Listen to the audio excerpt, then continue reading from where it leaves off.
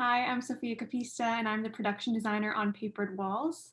When Samantha pitched this idea in fourth year for our thesis films, I was super interested right away because I had read Charlotte Perkin Gilman's like The Yellow Wallpaper, and I loved it. So I was like, okay, definitely want to be a part of this in some way. But I didn't know if I was going to be able to because I had taken on a bunch of other projects at the time.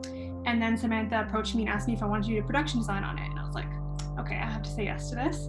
For this scene at the dinner table, they were supposed to be like almost fully moved in. So you see a few boxes in the background, but mostly like their living spaces, set up. They have the couch, they have like paintings hung up. So this was like a nice scene for me to set up because it was, I think for a lot of the time before that, where it was like they're still moving in, it was just kind of like me being like, okay, I'll throw this there, see how it looks on camera.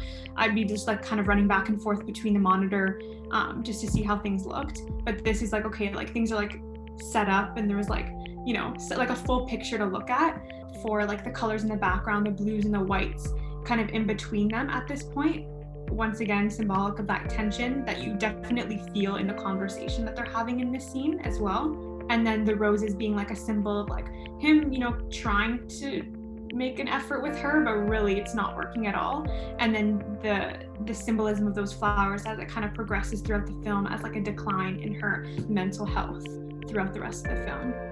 There was another scene that was technically and creatively fun to do, which was like the last scene where Jane is ripping apart the wallpaper. So we couldn't actually, she was ripping off of the wall at times, but then we needed to get like a close-up and we needed to do it multiple times. So we actually had to get boards, like separate boards that weren't on the wall, and put the wallpaper on these boards so that she could rip off of the boards and make it, and it was supposed to look like the wall. So you see that in the close-ups. I think they used some of those photos or some of that footage.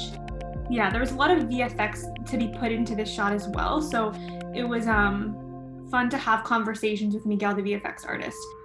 One of the first conversations that I think me, Samantha, and Miguel had was just like what kind of wallpaper to get, like what would be the easiest to work with, like once he actually has to start doing VFX to show these things coming out of the wall. So I think we settled early on that it had to be like some sort of geometric pattern, and Samantha liked that idea as well because it seemed modern and it worked with what we were going for. So yeah, aside from the wallpaper being like a big topic of discussion, we also kind of talked about like the colors that we wanted to introduce outside of that one room.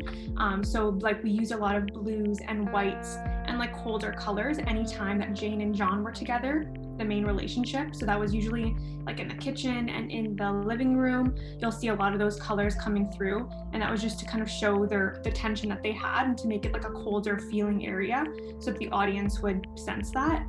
The other room, which Jane is in, the office with the yellow wallpaper, even though it's warmer because of the yellow, it also has a lot of these cooler elements. Like there's a lot of white, because we didn't want it to be this like safe space for her either, because she's trapped here. In a lot of ways she feels that way.